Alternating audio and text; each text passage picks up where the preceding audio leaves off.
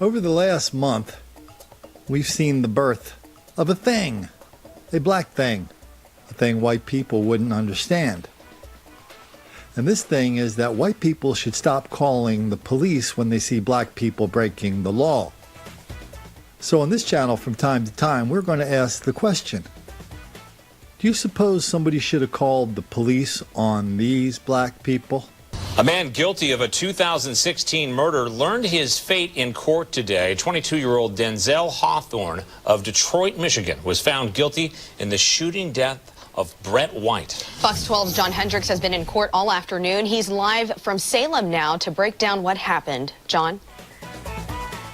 Yeah, well, guys, Hawthorne was sentenced to life in prison with the possibility of parole after 30 years. Now, it was a very, very emotional afternoon in this Salem courtroom. Hawthorne shot and killed Brett White, during a robbery on Jean Street outside of Salem last August. Investigators say Hawthorne and another man, Eloy Carrera, had gone to that house to rob White's son and steal his marijuana. White ended up in the middle of that robbery and was shot in the head and killed. The two men were arrested the next day after a SWAT served a search warrant at a Woodburn hotel. Now, before sentencing even began, the defense argued that Hawthorne had the mental capacity of an 11-and-a-half-year-old and should not be sentenced under Measure 11 here in Oregon. The judge denied that, and he also denied a motion for a mistrial. Several family members for both Hawthorne and Brett White spoke to the court.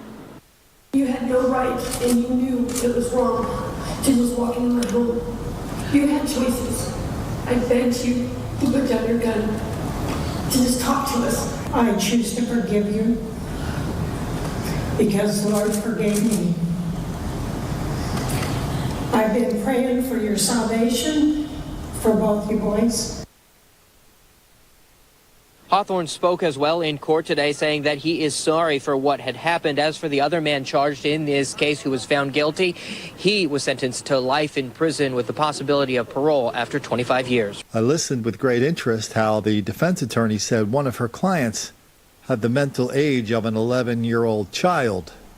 That's why they should set him somewhere in a very nice home where he could get out in a couple of years when his mental age reaches the age of 12.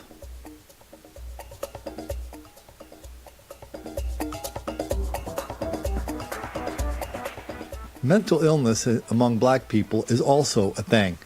It's a thing that was hot a year or so ago, but it'll get hot again whenever somebody flicks the switch. That is 25, 30, 35, 40% of black people in lots and lots of different studies, some of which are going to be represented here in these headlines. 25 to 40% of black people say they have experience with mental illness. That's way more than white people, way more than Asian people, way more than young people, old people, gay people, straight people, kitties, puppies, turtles, even goldfish.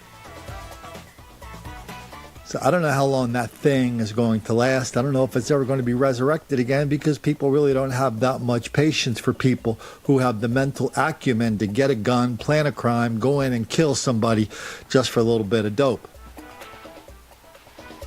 But that's what we're supposed to believe after watching this story. But let's go back to the original question. Should white people have called the cops when they saw the black people breaking the law here? Or should we have just let that one slide because of the mental age, the mental illness of one of the people involved in this murder? Well, let me know what your answer is. Let me know when you come to figure out from your own research. And let me know if when you're done figuring out what the answer is, if your answer is going to make any black kids angry.